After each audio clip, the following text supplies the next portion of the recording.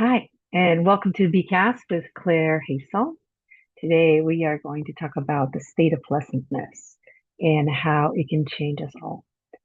As always, and for a very long time, I haven't recorded a podcast, but we are cross-pollinating life, art, and the many things that make up what we do, especially when you're an artist and you have a faith-based approach to everything, like me.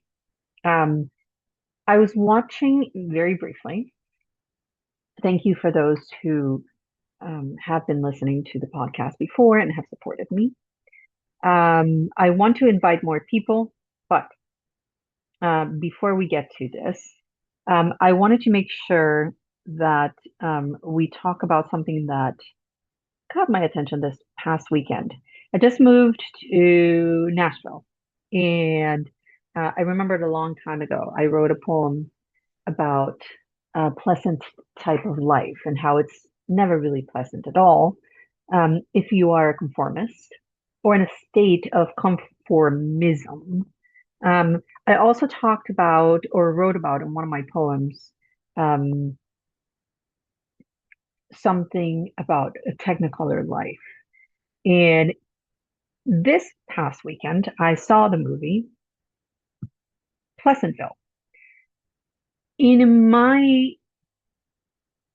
previous watchings of the movie, it was, as it stated, um, a TV show which relates to America in the 1940s, 50s, and the idealistic notions that we have about it. But this past watching um, made me think of several things. Number one, um, how the world is affected through color. And what does color really mean? Um, we use the word colored in a derogatory way um, for that particular time in history where people of ethnicities were called colored. And it was a terrible thing to do. Um, I think I was once insulted with the same terminology. I'm Hispanic, although I don't look it, but um, being colored reflects to or relates to having many different shades. That's what I wrote about in my poem, the Technicolor Soup, based on my pun or my take on the word sopa in Panama, because Panama is a Technicolor soup of many different nations. People from all over the place move there because it's a cheaper nation and so on and so forth. So I started thinking about Pleasantville there and how life is never really pleasant entirely. It has to be shaken through something. So watching the movie, I thought about the state of pleasantness I'm in currently, which is amazing. I'm in a new relationship, um,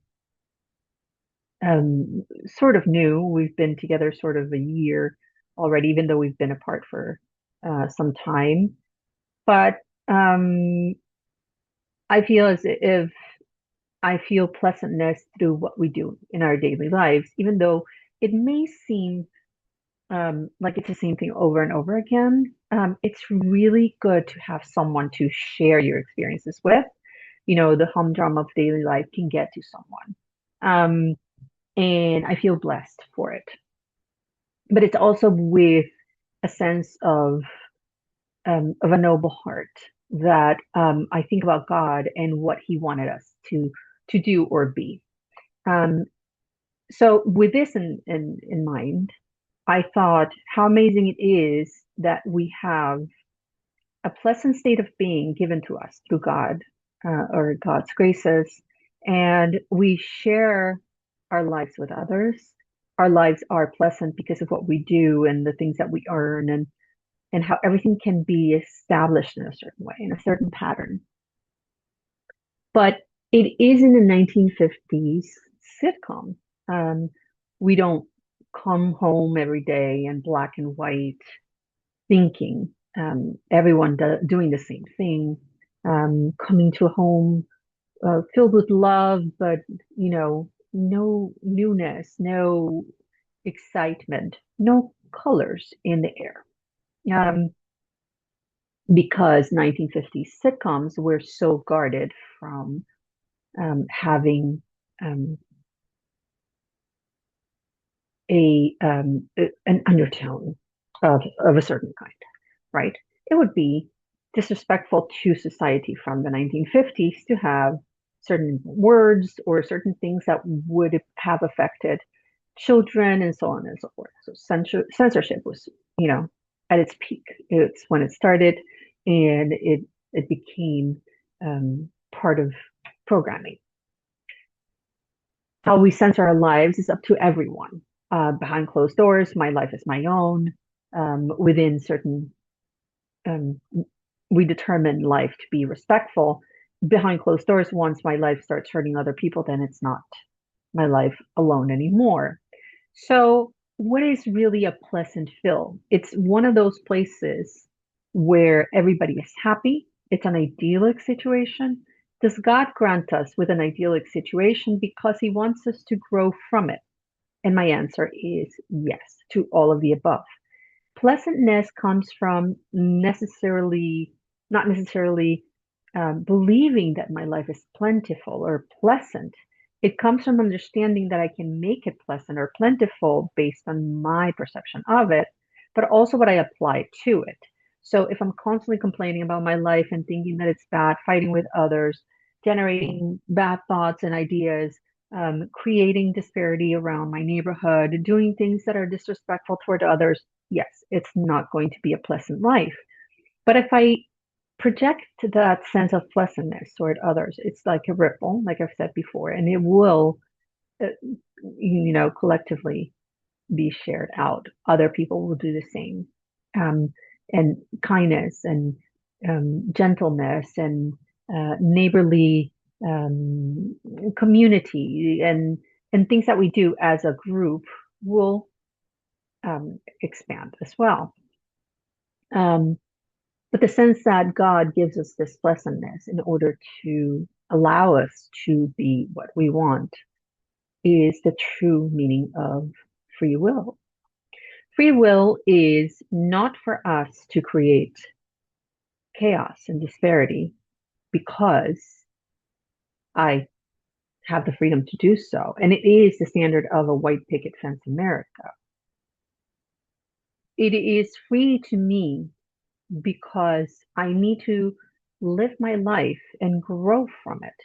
So God is giving us free will to make sound choices, good choices, improve on those choices. We make mistakes and we can learn from the mistakes that we make and grow from those to become different people. I don't want to say better people because we are already to God, we are complete human beings, but we need to grow spiritually because spirituality doesn't just stop at being born and then dying, in my belief. So, what is this pleasantness or this state of pleasantness? And why is it wrong to think that everything has to be perfect? So, let's take a hiatus here onto Pleasantville, the movie. Something starts happening to the people in the movie, whether you agree with it or not. People are like art. I went to a museum recently and I started looking at portraits and paintings. It could be black and white, it could be gray, it could be colorful. The point is, art allows us time to think, and thought is and has always been a a bit of a um, contradictory in some societies and in some um, religious extremes in some ways thinking is thought of as um, dangerous, but thinking is not the dangerous part of it. The dangerous part of thinking is creating a space for violence within that thinking. But my thoughts, my philosophical explorations, my ideas, and my collective of um, creativity should not be considered as dangerous. What I read should not be considered as dangerous. What I write should not be considered as dangerous. I read Stephen King. I love the man, but I don't go out and, become an it. Um, we have to understand why art is so beautifully pleasant. And by pleasant, I mean Pleasantville-like, where people need to instinctively think about what is presented to them. But we also have to intellectually convert it into something that gives us um, understanding. And by understanding, I mean something that I can share with others, something that I can grow from, something that I can teach my children, those people that are around me, and make it a more pleasant life, if you will. So, faith based or faith wise, my life is better for it. The idea that the seed of knowledge is bad is ingrained in us because at the beginning of time, we weren't supposed to take from the seed of life, the seed of knowledge, or, what God was telling us not to.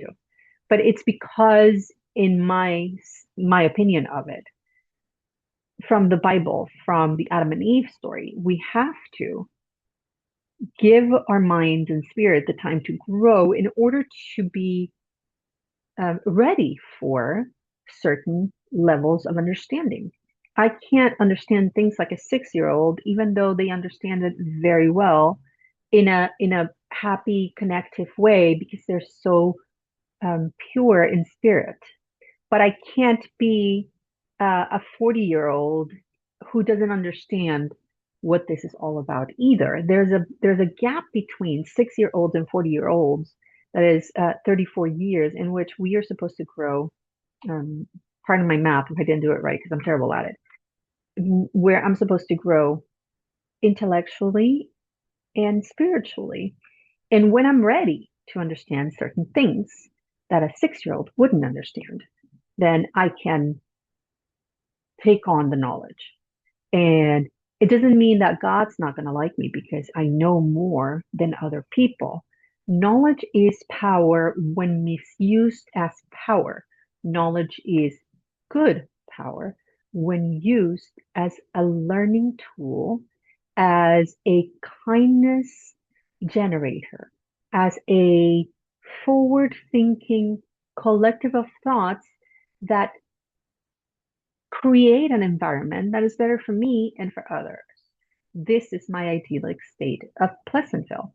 People get angry, people get sad, people have sex, people are lonely, people um, are um, are adults, people are children, but it doesn't mean that within that state of mind, I can be disrespectful to others or generate hate. That's where the boundaries are. So we are growing spiritually. And as growing spirits spiritually, we have to understand what this is all about. So think about your thoughts and art. Make your art a collective of what you believe in because through the art form, whichever it might be, performing, singing, dancing, painting, drawing, writing, communication in some ways, all of it has to do with who you are and the things that brought you together. And then what it translates to other people will ultimately be their understanding of it. Your responsibility as an artist should be I'm I'm pursuing my art as a form. And I personally want to put out there something that aligns with my values and my principles. Um, for God, it is to judge on others, and for me, it is to respect my own belief system through what I do in everything that I do. And hopefully, it'll give you something to think about so you can create a new type of art form, your own, with your own version or your own feeling of it. Um, so, to wrap this up, I want to invite you to go out there and explore, go to a museum, seek another art form that you might not have been interested in the past. Look for books that you might not want to read at some point. Invest some time in a chick flick with your wife or your significant other. Sometimes we need a little bit of a crying shoulder. Sometimes we just need a friend to laugh with or a person who is there holding our hand through it all. Um, my point is, pleasantness comes from the state of understanding you are, you, regardless of where you are. Difficulty comes in every single color of the book, and exploring who you are as a human being is not a bad thing. It's a it's an absolute necessity in order to grow as a spirit to explore who you are, but you explore where you need to at a particular time in your own time. This has been Claire Hazel. I'm so happy that you're here with me. Please stay tuned, subscribe, share, and very soon I'll be inviting other people. I'm so glad to be back to doing this, and hopefully I'll do at least one every couple of weeks, if not one a month. But I still want to connect with you in this way. Share your ideas and requests this way or via my Instagram and my other platforms. Have a wonderful time, and I'll see you on the next one.